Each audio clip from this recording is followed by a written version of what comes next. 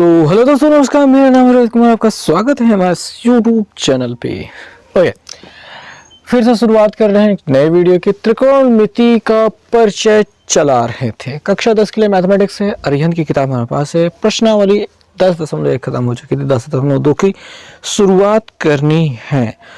और यहाँ पे जो महत्वपूर्ण नियम या फिर जो कुछ भी है वो हमें समझना ये है कि sine cos tan cot sec cosec इन सभी त्रिकोणमिति अनुपातों का विभिन्न कोणों पर एक कुछ खास मान होता है। हमें उन खास मानों को याद रखना है और उनका प्रयोग करना है अपने प्रश्नों के उत्तर को पाने के लिए। तो उन मानों को थोड़ा सा पढ़ लेते हैं, समझ लेते हैं, याद कर लेते हैं और उसके बाद फिर आगे प्रश्नावली पर पहुंच चलते हैं। तो बातों को हम समझेंगे कि हमें मान कौन कौन सा, हमें सारणी जो है वो क्या हो रही है। Sine cos tan cot sec और कॉसेक इन सभी के हमको त्रिकोणमिति मान मतलब विभिन्न कोणों पे मान याद रखने हैं। कौन कौन से मान हमारे पास मिलेंगे। 0 का मिल जाएगा, 30 का मिल जाएगा, 45 का मिल जाएगा, 60 का मिल जाएगा और 90 का। इन त्रिकोणमिति कोणों के मतलब त्रिकोणमिति फलनों के इन पर मान हमको याद करना है। पूरा सारणी पूरी याद करनी है। ठीक है, तो मैं बात करूं पहले इसके बारे में, इसकी सारणी के बारे में। यह सारणी जब हमको देखने को पहले मिलती है, हमने जब पहली बार इसको देखा था, पहले तो डरावनी बताया गया है। त्रिकोणमिति को पहले डरावना बताया ही गया है कि वो डरावनी है। उसके बाद ये भी बताया गया है कि इसको भी याद करना है, पूरी सारणी याद करनी है। अच्छा, स्कूलों में इसको लेकर के बड़ा रहता है कि भाई स्कूल में ये सारणी सुनी जाएगी, अलग अलग कोणों के मान पूरे पूछे जाएंगे और अगर नहीं बता पाएगा तो पड़ेगी छड़ी। बहुत बार ऐसा डराया धमकाया जाता है। टोटल यहाँ से देखेंगे 6 ये हो गए, 5 ये हो गए, 6 5 30 सभी का मान हमको याद रखना है और हम याद नहीं रख पाते हैं। बड़ा डरावना लगता है, बड़ा कंफ्यूजन भरा लगता है। तो इसको भी याद करने की ट्रिक्स होती हैं और बड़े आसानी से हम याद कर लेते हैं। फिलहाल तो हम सारणी को, मेन रूप से सारणी को समझते हैं।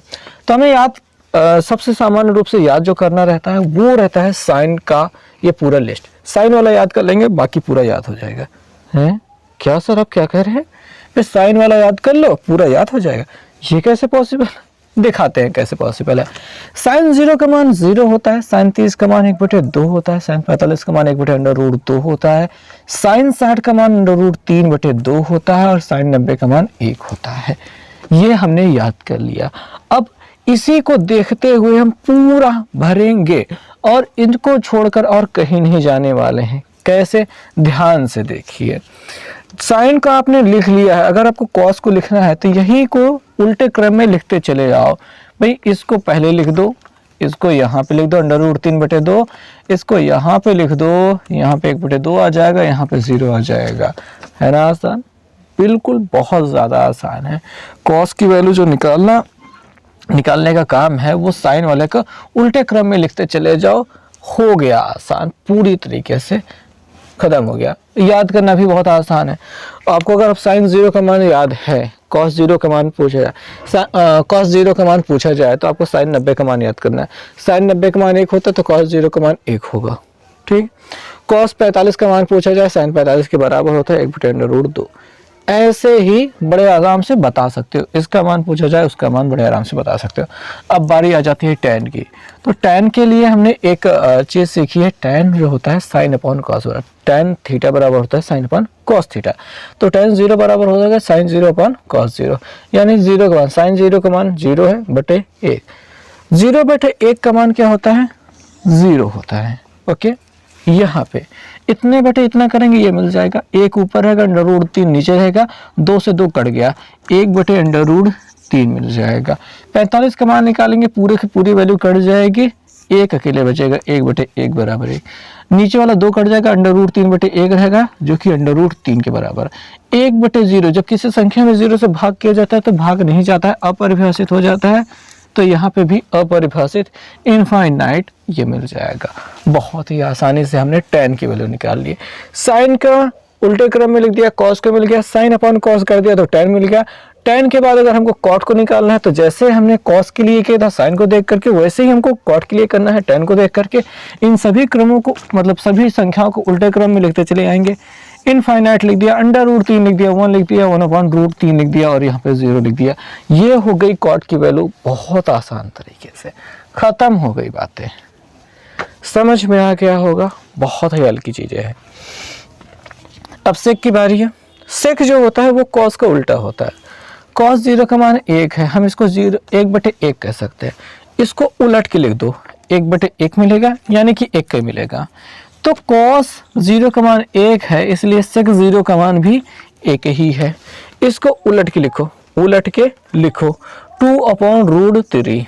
इसको उलट के लिखो, √2 ऊपर आ जाएगा। इसको उलट के लिखो, 2 ऊपर आएगा, नीचे 1 रहेंगे, 1 से कोई ज्यादा फर्क नहीं पड़ेगा, तो इस वजह से ये हो गया। 0/1 होता है, उलट के लिखोगे 1/0, यानी इनफाइनाइट। क्या हो जाएगा? इनफाइनाइट। ये सेक जो होता है वो कॉस का उल्टा होता है, इस वजह से आ गया। कॉसेक जो होता है वो साइन का उल्टा होता है, ठीक है, साइन का उल्टा होता है। लेकिन एक और तरीका है कॉसेक को लिखने का, वो होता है सेक को उल्टे क्रम में लिख दो भाई, ऐसे ऐसे। ये वाला इनफाइनाइट यहाँ पे लिख दो, 2 को यहाँ पे लिख दो, √2 हो जाएगा। ये यहाँ पे लिख दो 2/√3 और इसका मान यहाँ पे लिख दो, हो गया। पूरी टेबल बनकर तैयार हो गई है, ठीक है। नियमों को ध्यान में रखना है, सारी चीजें बहुत आसानी से आ जाएंगे। अब यहाँ से किसी का भी मान पूछा जाए, बड़े आराम से बता सकते हैं, ठीक है। कैसे? देखो, जैसे मान लिया जाए कॉसेक 45 का पूछ लिया जाए, कॉसेक 45 का मान, ये हमको याद नहीं है, हम याद नहीं है, लेकिन हमको मालूम है कि साइन 45 का वही उल्टा होता है। हमने साइन 45 का मान याद रखा है 1/√2, इसी को उलट दिया तो √2 मिल गया। आसान है। और मान लीजिए आपको साइन की वैल्यू आपको याद नहीं हुई है, किसी कारणवश आप भूल गए हैं, कंफ्यूज हो गए हैं, तब कैसे किया जाएगा? तो ये हमारे पास साइन दिखाई दे रहा है, देखो यहाँ पे कितना दिखाई दे रहा है? 0 दिखाई दे रहा है, 0 लिख लो। 0 के बाद गिनती क्या आती है? 1 2 3 4, लास्ट में क्या मिल गया? 4 मिल गया। सभी के अपॉन 4 कर दो, जो लास्ट में मिला वही सभी के बटे में कर लो भाई। सभी के बटे में हमने 4 कर दिया और सभी का वर्गमूल निकाल लो, वर्गमूल। अब ये मिल गई है साइन की वैल्यू। 0/4 = 0, 0 का स्क्वायर रूट 0, साइन 0 का मान 0 मिल गया। 1 का वर्गमूल 1, 4 का 2 होता है, तो साइन 30 का मान 1/2। 2 से काटोगे 1 मिल जाएगा, 2 से काटोगे 2 मिल जाएगा, 1 का वर्गमूल 1, 2 का वर्गमूल √2, साइन 45 का मान मिल गया। साइन 60 का मान निकालना है, तो 3 का वर्गमूल तो नहीं निकलेगा, √3, 4 का वर्गमूल निकल जाएगा 2, तो √3/2। 4 से 4 पूरा कट गया, 1 मिल गया, 1 का वर्गमूल कितना होता है? 1, और साइन 90 का मान 1। तो इस तरीके से आप क्या करोगे? साइन की पूरी वैल्यू निकाल सकते हो, और साइन की वैल्यू जब मिल गई है तब आप cos, tan, cot, sec, cosec पूरी टेबल बना सकते हो, ठीक है। और जब पूरी टेबल आपकी बन गई है तो वैल्यूज को रखना बहुत आसान हो जाता है, और आप एक्सरसाइज करने के लिए आप रेडी हो, ओके। अच्छा बच्चों, एक बात और आ जाती है कि यहाँ पे जो साइन 0 का मान 0, 30 का मान, 45 का मान, 60 का मान, 90 का मान, ये मिला कहाँ से, इसकी उत्पत्ति कहाँ से हुई? आप चाहोगे कमेंट करोगे तो मैं वो बता दूंगा। फिलहाल वो आपकी किताब में दिया गया है, आप देखना चाहो तो वहाँ पे देख सकते हो। आपकी NCERT, अरिहंत, राजीव, कोई भी बुक उठा लोगे, सभी में दिया गया है। अगर आपको समझ में नहीं आता है वो चीज़ तो आप कमेंट करके बताना, मैं उसको पूरा एक्सप्लेन करके बताऊंगा। फिलहाल हम चलेंगे प्रश्नावली पर, एक्सरसाइज पर। प्रश्न को देखेंगे और देखेंगे कि कौन से प्रश्न आपको करने चाहिए, मतलब मुझे कौन से प्रश्न बताने चाहिए और आपको कौन से प्रश्न आ जाएंगे। तो सिंपली अगर मैं यहाँ पे बात करूं तो पहला, दूसरा, तीसरा प्रश्न पूरी तरीके से आपको आ ही जाएगा, लेकिन मैं एक बार बता देता हूं।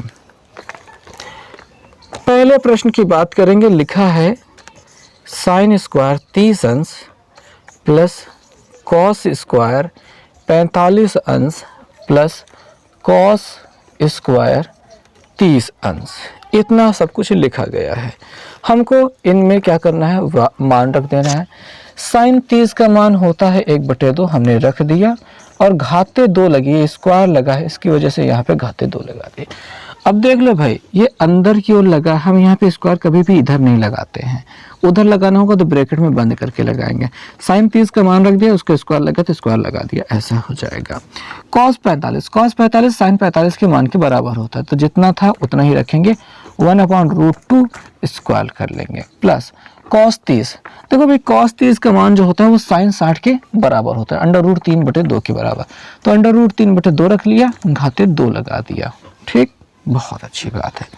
यहाँ पे 1/2 का वर्ग हो जाएगा 4, प्लस यहाँ पे 1/2 हो जाएगा, प्लस √3 का वर्ग 3 हो जाएगा, 2 का वर्ग 4 हो जाएगा। यहाँ पे हर बराबर हैं, या फिर हम एलसीएम भी ले सकते हैं, 4 मिल जाएगा। एलसीएम 4 का नाम 4 तो ऊपर 1, 2 नहीं है, 4 तो ऊपर 2, प्लस 4 का नाम 4 तो ऊपर 3 ही रहेगा, 3 2 5 1 6, 6/4 हो रहा है, 2 से काट दो तो क्या मिल जाएगा, 3/2 मिल जाएगा। ये आंसर मिल चुका है आपको पहले प्रश्न का। तो स्क्वायर अगर दिया रहा है तो इस प्रकार करना है, अगर स्क्वायर नहीं दिया है तो डायरेक्ट करना है, जोड़ घटाना गुणा भाग करना है और सिंपली हो जाएगा। आपको दूसरे नंबर क्वेश्चन में बिल्कुल ऐसे ही करना है, सिंपल है, हो जाएगा। तीसरा क्वेश्चन हो जाएगा। चौथे क्वेश्चन में आपको यक्स दिया गया है, यक्स का मान निकालना है। मैं चाहता हूं कि मैं उसे थोड़ा सा बता दूं, पर ऊपर ऊपर ही बताऊंगा, पूरा हल करके नहीं दिखाने वाला हूं। देखो, सभी का मान रख देना है, यक्स को इधर रहने देना है, हल करोगे गुणा भाग करोगे थोड़ा कुछ कटेगा, उसके बाद एक्स को यहाँ पे छोड़ करके बाकी जो इधर उसके साथ मल्टीप्लाई हो रहा है उधर जाके डिवाइड हो जाएगा, सिंपल आंसर मिल जाएगा। पांचवें प्रश्न में जहाँ पे हमें सिद्ध करना है, मैं उस प्रश्न को आपको बताना चाहूंगा। सो दोस्तों, पांचवा प्रश्न क्या है वो मैं एक बार लिखे लेता हूँ। क्या दिया गया है, √3 + 1 दिया गया है एक ब्रैकेट में, और दूसरे ब्रैकेट में दिया है 3 - cot 30 अंश बराबर RHS जो लाना है मैं उसको बाद में लिखूंगा, मैं डायरेक्ट थोड़ा सा सॉल्व करना चाहूँगा। यहाँ पे √3 मैंने +1 रख लिया, कोई दिक्कत नहीं। यहाँ पे 3 - cot 30 का मान, cot 30 का मान tan 60 के बराबर होता है, और tan 60 का मान √3 होता है, तो यहाँ पे √3 रख दिया। ठीक है, सिंपल बात है, इतना याद होना चाहिए, धीरे धीरे याद हो जाएगा, करते करते सारणी को देखो, देख करके यहाँ पे मान रखो, काम करते रहो, याद ना हो तो बताना। ठीक है, याद अगर नहीं होगा तो मैं अपना नाम बदल दूंगा मजाक है। ओके, मैं अपना नाम नहीं बदलने वाला यार, कौन आधार कार्ड राशन कार्ड वगैरह वगैरह में अपना नाम चेंज कराता घूमेगा, पागल हो क्या। मल्टीप्लाई कराओ, यहाँ पे 3 और √3 का गुणा कराओ, 3x²। ओ यहाँ पे x क्यों आ गया, आदत खराब हो चुकी है एक्स स्क्वायर लिखने की। इसका मल्टीप्लिकेशन ये हो गया, इसका जब इसका साथ कराएंगे तो -√3 का गुणा 3 हो जाएगा, या फिर √3 का स्क्वायर हो जाएगा, ऐसा लिख लेते हैं, फिर अगली बार लिखेंगे।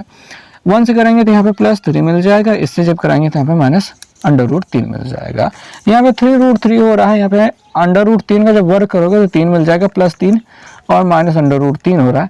3 √3 में से 1 √3 घटाने पर 2 √3 मिल जाएगा, और 3 से 3 ये कट गया, खत्म हो चुकी बात। यहाँ पे ये LHS बराबर LHS बराबर इतना मिला। RHS की पारी, RHS तो हमने लिखा भी नहीं है, चलो ठीक है। यहाँ पे हम बाई LHS चल रहे थे, LHS चल रहे थे, अब बाई RHS चलाते हैं। क्या गंदा लिखता हूं मैं, ऐसे तो कोई लाइक नहीं आने वाली है।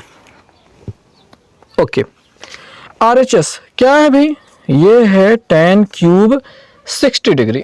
ओके, यही है, सॉरी, हाँ मैं भूल जाता हूँ, 2 sin 60 डिग्री, तो यहाँ पे हमने लिख लिया, कोई दिक्कत नहीं, हमने पूरा लिख लिया है। tan 60 का मान होता है √3, घाते हो गए 3, -2 गुणते sin 60 का मान होता है √3/2, हमने लिख लिया, 2 से 2 ये कैंसिल हो रहा है। इसका जब घाते 3 करेंगे तो 3 बार गुणा होगा तो एक ही 3 मिल जाएगा, एक ही √3 मिल जाएगा, और -√3 है, घटाने पर 2 √3 मिल जाएगा, और ये हो जाएगा RHS बराबर, RHS बराबर ये मिल रहा है। LHS और RHS बराबर हो गए, लास्ट में लिख देंगे LHS बराबर RHS। हमको दिखाई दे रहा है दोनों बराबर हो चुके हैं, 2 √3 दोनों आ रहे हैं, दोनों तरफ से हल करना है तो ये हो जाएगा RHS LHS बराबर हो जाएगा। तो सिंपली ये आंसर हो चुका है। छठे वाले प्रश्न की बात करेंगे तो यहाँ पे कह रहे हैं कि त्रिभुज ABC में और ये आपको थोड़ा सा मुश्किल डाल सकता है, मैं इसको थोड़ा सा बता देता हूँ, ठीक है, बात समझो। यहीं पे जगह बची है, वहीं पे देख लेते हैं। देखो त्रिभुज एबीसी में सी समकोण है, सी आपको समकोण दिया गया है और आपसे पूछ रहा है cos a प्लस बी का मान। अगर आप जानते हो कि a प्लस बी प्लस सी तीनों का योगफल कितना होता है, 180 होता है। c बराबर 90 दिया गया, तो 90 उधर जाके घट जाएगा, तो a प्लस बी बराबर आपको क्या मिल जाएगा, 90 मिल जाएगा। तो cos a प्लस बी का मान ही तो पूछ रहा है, a प्लस बी बराबर आप ऊपर 90 निकाल चुके हो, तो cos 90 ही तो मिला। और cos 90 क्या होता है, cos 90 sin 0 के मान के बराबर होता है, और sin 0 का मान 0 होता है, इसलिए cos 90 के मान क्या हो जाएगा, 0 हो जाएगा। और यही हमारा आंसर हो जाएगा। क्वेश्चन का आंसर बहुत ही सिंपल है, और थोड़ा सा ऊपर आपको ये हल करना पड़ेगा, बताना पड़ेगा कि a प्लस बी बराबर 90 हो रहा है। ओके ठीक है, मैं ऐसा क्यों घूर के देख रहा हूँ, नज़र लगा दूंगा शायद मैं किसी को। ओके नेक्स्ट क्वेश्चन पे चलते हैं। 7th number question. 7th number question में उसका जो पहला पार्ट दिया है उसमें sine theta into cos theta दिया, थीटा वैल्यू 30 दी है, तो जहाँ पे थीटा दिखा जा रहा है दोनों जगह पे 30 रख देना, मान मिल जाएगा। 7वें का दूसरा हो जाएगा। 8वें नंबर क्वेश्चन पे चलेंगे, और हमसे क्या पूछा जा रहा है, sine theta minus cos theta बराबर 0 दिया गया है, और थीटा का मान 90 और 0 के बीच में दिया गया है, और थीटा का मान आपसे पूछ रहा है। ओके तो अच्छी बात है, आपको दिया गया है sine theta minus cos theta बराबर 0। तो हम क्या कर सकते हैं, हम कर सकते हैं कि कॉस को उधर भेज देते हैं, और यहाँ पे साइन थीटा बराबर हो जाएगा कॉस थीटा। साइन थीटा और कॉस थीटा अगर बराबर हैं तो हम इसको नीचे ला देते हैं, sine theta upon cos theta ला देते हैं, बराबर यहाँ पे 1 बच जाएगा। साइन अपॉन कॉस बराबर क्या होता है, tan थीटा होता है, और tan में 1 किसका मान होता है, वो होता है tan 45 का मान होता है। tan से tan कैंसिल हो जाएगा, थीटा बराबर क्या हो जाएगा, 45 अंश हो जाएगा। इस प्रकार से हमको उत्तर मिल जाएगा इस प्रश्न का। प्रश्न संख्या 8 सिंपल क्वेश्चन है, मुझे लगा कि मुझसे नहीं हो पाएगा, क्योंकि मुझे लगा बस ऐसा, पर मैं करता गया तो बातें बनती गई। वैसे मैं बताने वाला था कि यहाँ पे tan 45 का मान 1/√2 होता है, और cos 45 का मान भी 1/√2 होता है, तो 45 पे ये दोनों बराबर हो रहे हैं, इस वजह से होगा। लेकिन बातें बनती चली गई, और ये बात आखिर में बन ही गई। तो इस प्रकार से हमको यहाँ पे थीटा की वैल्यू मिल चुकी है, जो कि 45 हो गई। ऐसे ही अगर आप 9 नंबर सवाल को हल करेंगे, जहाँ पे x का मान निकालना है, ये तो बिल्कुल 4 नंबर क्वेश्चन की तरह ही है, सिंपल हो जाएगा। 10 नंबर क्वेश्चन पे अगर आएंगे तो जहाँ पे हमको सिद्ध करना है, बहुत सिंपल सा काम है। LHS से शुरुआत कीजिए, मान रखिए, हल कर दीजिए, RHS यानी 6 के बराबर आ जाएगा। दोनों ही 10 की दोनों सवाल में ऐसा हो जाएगा। 11 नंबर सवाल को मैं बताना चाहूँगा। 11 नंबर सवाल के आधार पे ही 12 नंबर सवाल है, 13 नंबर सवाल भी वैसे ही है, और 14 नंबर सवाल भी नहीं, 14 थोड़ी सी अलग है, पर हो जाएगी। पर मैं 11 नंबर आपको बता दूं। ओके दोस्तों, तो अगर मैं बात करूं 11 नंबर सवाल की, तो वहाँ पे है क्या, 11 नंबर क्वेश्चन में देखेंगे दिया गया है साइन ए प्लस बी बराबर 1। बाकी बहुत सारी चीज़ें दी गई, लेकिन शुरुआत हम यहीं से करेंगे बात को समझने के लिए। साइन का मान 1 कब होता है, आप बस ये बताइए, साइन का मान 1 कब होता है। क्योंकि यहाँ पे साइन था, इस वजह से हमने साइन के बारे में बात की है, तो वो होता है 90 पे। क्या होता है, साइन 90 का मान 1 होता है, और यहाँ पे साइन a प्लस बी, इससे ठीक पहले मैंने यहाँ पे जो सवाल बताई थी बिल्कुल वैसे ही, साइन से साइन कैंसिल, a प्लस बी बराबर क्या मिल गया, 90 मिल गया। समीकरण नंबर 1 बन गया। समीकरण 1 बना कि नहीं, बन गया, बन गया, जर बन गया, बहुत अच्छे से बन गया।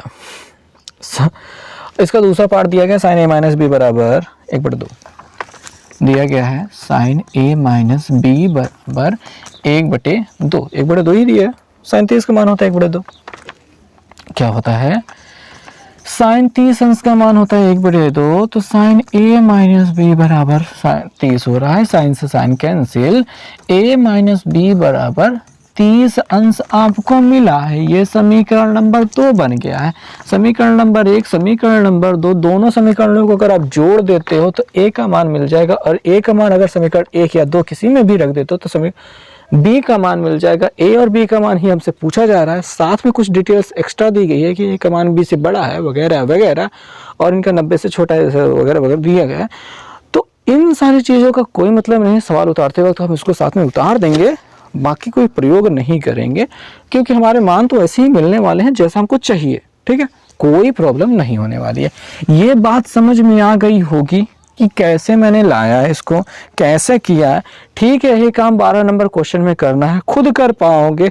एक तो साइन के रूप में दिया है, दूसरा कॉस के रूप में दिया है, कि तो हर बार साइन के चेंज में न करना भाई, उसको कॉस में कर लेना दूसरा वाला पार्ट को, और एंगल में दोनों का रिलेशन मिल जाएगा, जोड़ो घटाओगे मिल जाएगा आंसर। 13 नंबर क्वेश्चन में tan a + b - c = 1 दिया गया है। तो यहाँ पे एक किसका मान होता है, tan 45 का मान होता है, तो वहाँ पे 45 रख दोगे। और sec b + c - 2 = 2 दिया, a प्लस मतलब a = 2 दिया गया है। तो sec में 2 किसका मान होता है? sec में देखो, sec cos का उल्टा होता है, cos 60 का मान 1/2 होता है, तो sec 60 का मान 2 होगा, तो यहाँ पे 60 अंश आ जाएगा। और ये त्रिभुज ABC के कोण है, तो a + b + c = 2 हो जाएगा।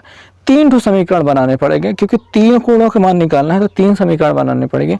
तीनों समीकरणों के आधार पे आपको a, b और c का मान निकालना है। नहीं निकाल पाओगे तो बताना, कमेंट करके बताना, ठीक है, हो जाएगा। 14 नंबर क्वेश्चन की अगर बात करेंगे तो ये भाई बात समझो, कर लोगे, ठीक है, मुझे भरोसा है कि आप कर लोगे, मेरा भरोसा मत तोड़ना भाई। आगे बात करेंगे 14 नंबर क्वेश्चन की। नीचे दिए गए आकृति में क्यू समकोण है, इतना बराबर इतना, इतना बराबर इतना, आपको कोण के मान पूछना है। ठीक है, ये दिखाई दे रहा है ऐसा कुछ, यहाँ पे 5 दिखाई दे रहा है, यहाँ पे 10 दिखाई दे रहा है, यहाँ पे क्यू दिखाई दे रहा है, यहाँ पे आर दिखाई दे रहा है, यहाँ पे पी दिखाई दे रहा है, यहाँ पे तो 90 हो ही गया है। और आपसे पी, आर और क्यू इन दोनों कोणों के मान पूछना है। तो सिंपल बात लगाते हैं, आओ चलो लल बटे कक्का देखते हैं। हमारे पास लंब मालूम है, हमारे पास हमको कर्ण मालूम है, ठीक है, लंब मालूम है, कर्ण मालूम है, लाल बटे कक्का लगाओ तो लंब बटे कर्ण क्या हो जाता है, ये हो जाता है साइन आर से। हम देखेंगे आर से अगर हम देख रहे हैं तो साइन आर बराबर ये लंब है, ये कर्ण है, ठीक है। यहाँ से देखोगे तो लंब नहीं रह जाएगा, ये आधार हो जाएगा। बात को समझा करो। यहाँ से देखोगे तो लंब बटे कर्ण हो गया 5/10 हो गया, 1/2 हो रहा है। साइन में किसका मान 1/2 होता है? 30 का मान होता है, साइन 30 का मान होता है। यहाँ पे साइन आर बराबर हो, साइन से साइन कैंसिल, आर एंगल जो बन रहा है वो कितना बन गया? 30 का बन गया। ये कितना बन गया? 30 का बन गया। तो ये कितना का बनेगा? ये 60 का बन जाएगा। घटा के निकाल सकते हो या फिर कॉस लगा सकते हो, यहाँ से मिल जाएगा। आंसर मिल गया 30 अंश इसके लिए, उसके लिए 60 अंश। अब इसको अच्छे से लिखने की जिम्मेदारी आपकी है, लगा पाओ तो लगा लो और नहीं लगा पाओ तो कमेंट करके बता दो। अब वीडियो को लाइक कर दो, चैनल को सब्सक्राइब कर दो, दोस्तों के साथ शेयर भी कर देना। पढ़ाते पढ़ाते मैं थक जाता हूँ।